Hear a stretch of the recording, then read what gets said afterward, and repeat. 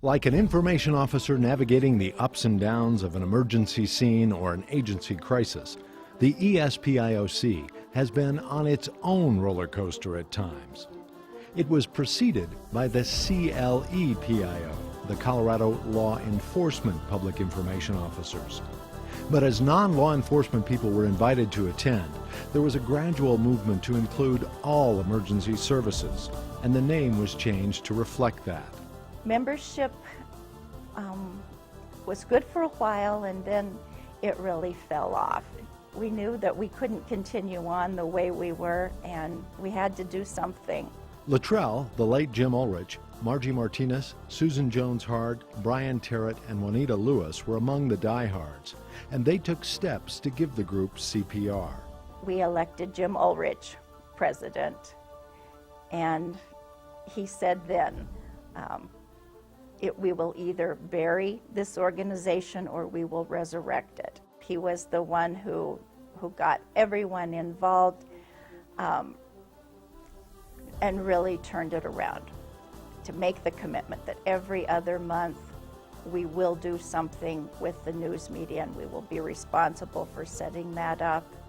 That core group kept recruiting and offering substantial training opportunities, and the ESPIOC grew to the point it had about 30 to 45 agencies represented each year until 1999. My pager, I had to literally hand it over to PIOs from the ESPIOC. They counted 320 pages one day on my pager. Literally, worldwide media had descended upon us. Steve Davis was the PIO for the Jefferson County Sheriff's Office on April 20th, 1999. He'd applied for the PIO spot, thinking it would give him a break after over 20 years as a street cop. Jefferson County 911. Yes, I am a teacher at Columbine High School. There is a student here with a gun. There were probably 3,000 to 5,000 people from the media there. Now, I'm not talking about just reporters, but cameramen and technicians and support staff. So we literally had a small city going in Clement Park for almost 3 weeks. The ESPIOC came to my rescue, and I've said this to many people. I don't think there's a member of the ESPIOC that has a greater debt to that organization than I do. They came to my aid. They assigned 2 PIOs to me every day as we traveled through this city of media. In October of 1999, Davis and others shared some of the lessons from that terrible ordeal at an ESPIOC-sponsored conference in Breckenridge. The conference again boosted membership, and attendance at monthly training meetings, media mixers, and the annual luncheon has been steady in the years since. But while valuable monthly meetings and even higher value conferences have been a hallmark, anyone who's been here a while knows the ESPIOC is so much more than that. For most people put in these situations, you're typically a department of one. So to be around people who are facing the same challenges, the same misperceptions, the same financial burdens, on and on and on, and can relate to your world, boy, it's a breath of fresh air sometimes when you feel like you're on an island.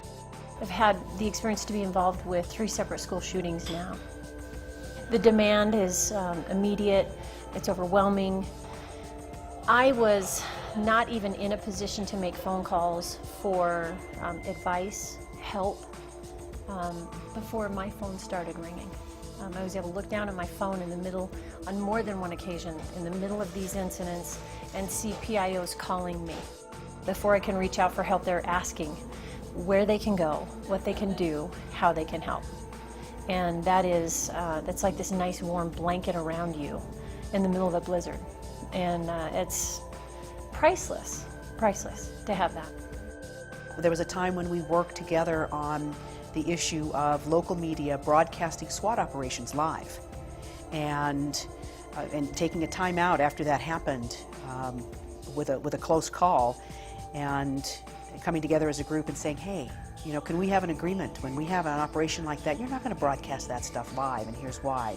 And they agreed to that. It is from the relationships and the networking and the professionalism that the ESPIOC brings to this community and this market, I think, that helps make that happen.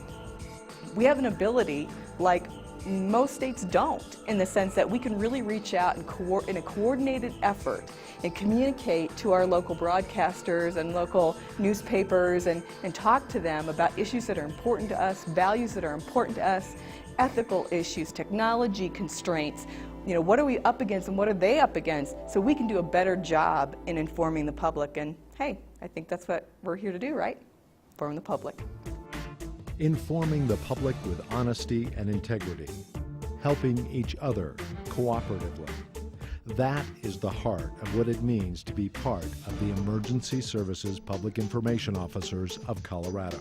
The people that you meet, the experience and the knowledge that they are willing, eagerly to share with you is actually very overwhelmingly positive. And by being a member in the ESPIOC, I think it's impossible to be around that many people who are that good at it and not have some of it rub off on you.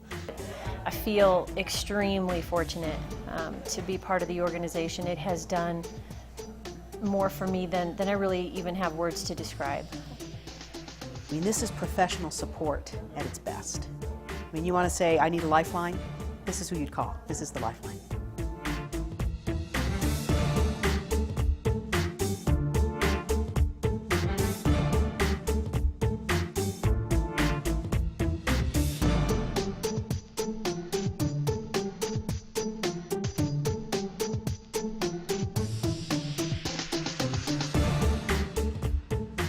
I can say that it really is gratifying to see the progress the organization has made, and it's a real tribute to Jim and to everybody involved and committed to positive media relations.